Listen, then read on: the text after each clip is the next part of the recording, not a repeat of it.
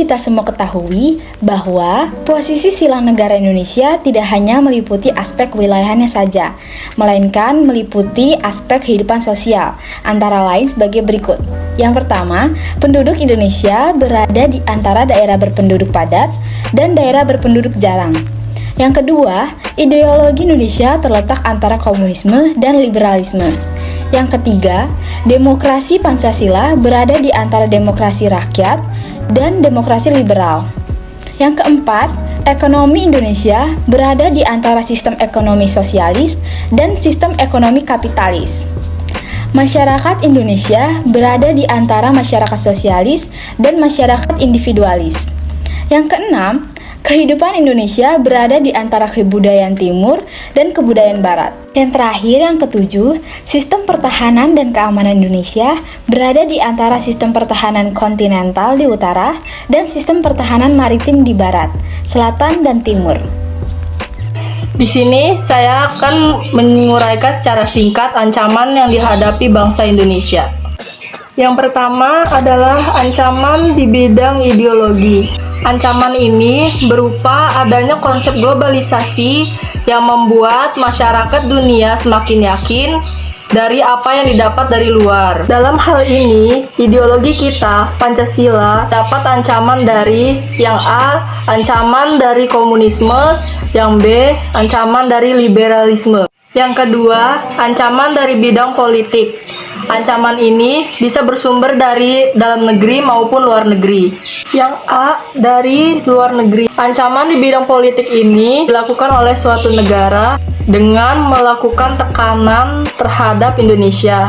Intimidasi, provokasi, atau blokade politik yang sering kali digunakan oleh pihak-pihak lain untuk menekan negara lain. Yang B, dari dalam negeri, dapat berupa penggunaan kekuatan dalam bentuk pergerakan massa untuk menumbangkan pemerintahan yang berkuasa. Selain itu, ancaman separatisme juga merupakan ancaman yang berasal dari dalam negeri. 3. Ancaman di bidang ekonomi. Pada saat ini, ekonomi suatu negara tidak dapat berdiri sendiri.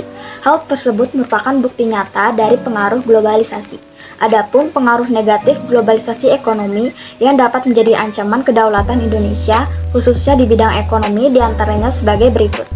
A. Indonesia akan dibanjiri oleh barang-barang dari luar negeri. B. Cepat atau lambat, perekonomian negara kita akan dikuasai oleh pihak asing, seiring dengan semakin mudahnya orang asing menanamkan modalnya di Indonesia.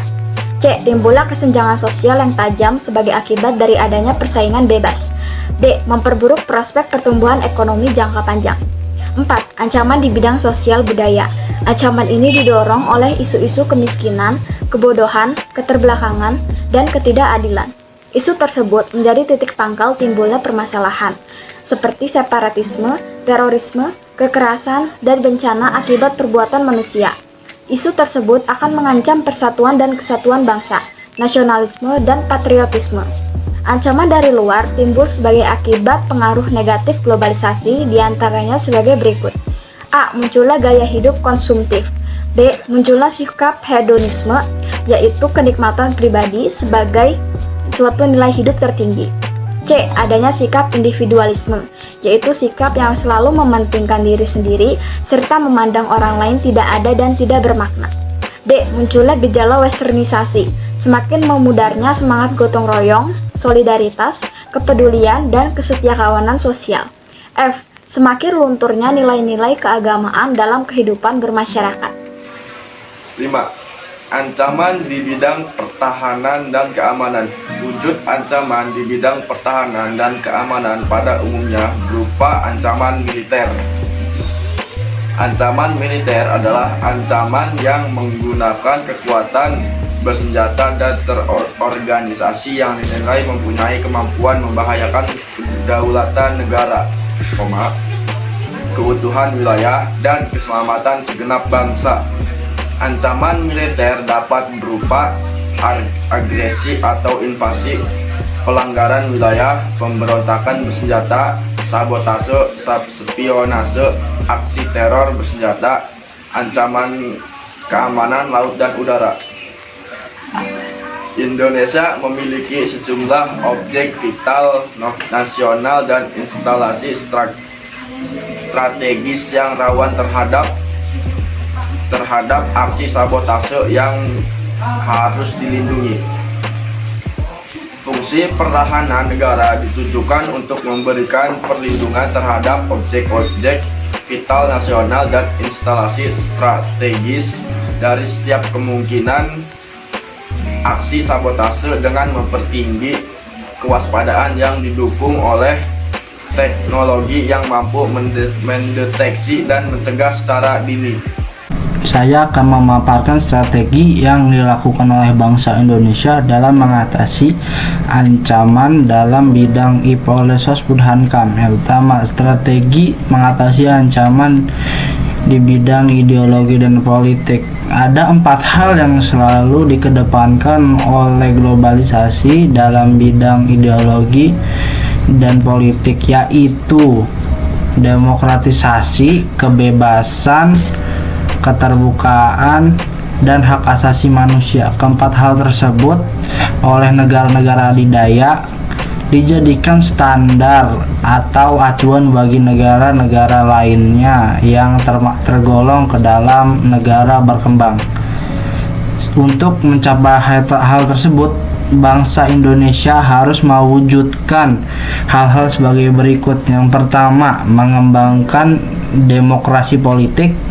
Yang kedua, mengaktifkan masyarakat sipil dalam arena politik. Yang ketiga, mengadakan reformasi lembaga-lembaga politik agar menjalankan fungsi dan peranannya secara baik dan benar.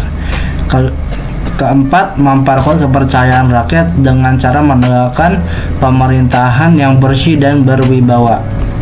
Kelima, menegakkan supremasi hukum. Keenam, memperkuat posisi Indonesia dalam kancah politik internasional. 2. Strategi mengatasi ancaman di bidang ekonomi.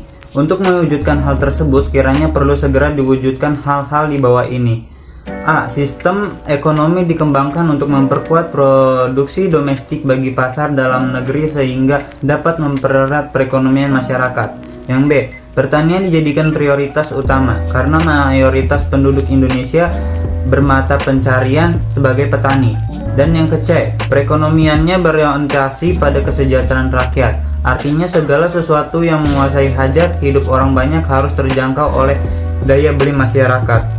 Dan yang D, tidak bergantung pada badan-badan multilateral seperti EMV, Batik Dunia, dan WTO. Dan yang E, mempererat kerjasama dengan sesama negara berkembang untuk bersama-sama menghadapi kepentingan negara-negara maju. Dan yang ketiga, strategi mengatasi ancaman di bidang sosial budaya. Undang-Undang Negara Republik Indonesia tahun 1945 telah mengatur strategi pertahanan dan keamanan negara bangsa Indonesia dalam mengatasi ancaman militer tersebut. Pasal 30 ayat 1 sampai 5 Undang-Undang Negara Republik Indonesia tahun 1945 menyatakan sebagai berikut. 1. Tiap-tiap warga negara berhak dan wajib ikut serta dalam usaha pertahanan dan keamanan negara. Ayat yang kedua, usaha pertahanan dan keamanan negara dilaksanakan melalui sistem pertahanan dan keamanan rakyat Indonesia semesta oleh Tentara Nasional Indonesia dan Kepolisian Negara Republik Indonesia sebagai kekuatan utama dan rakyat sebagai kekuatan pendukung. 3. Tentara Nasional Indonesia berdiri atas Angkatan Darat, Angkatan Laut, dan Angkatan Udara sebagai alat negara bertugas mempertahankan, melindungi, dan memelihara keutuhan dan kedaulatan negara. 4. Kepolisian Negara Republik Indonesia sebagai alat negara yang menjaga keamanan dan ketertiban masyarakat, bertugas melindungi, mengayomi, melayani masyarakat, serta menegakkan hukum. 5.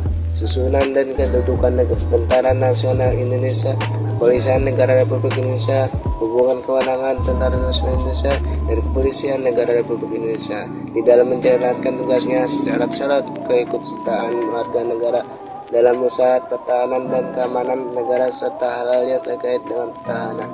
dan keamanan diatur dengan undang-undang serta dengan strategi sistem pertahanan dan keamanan negara yang bersifat semesta bercirikan berikut. A. Kerakyatan, yaitu orientasi pertahanan dan keamanan negara diartikan oleh dan untuk kepentingan seluruh rakyat.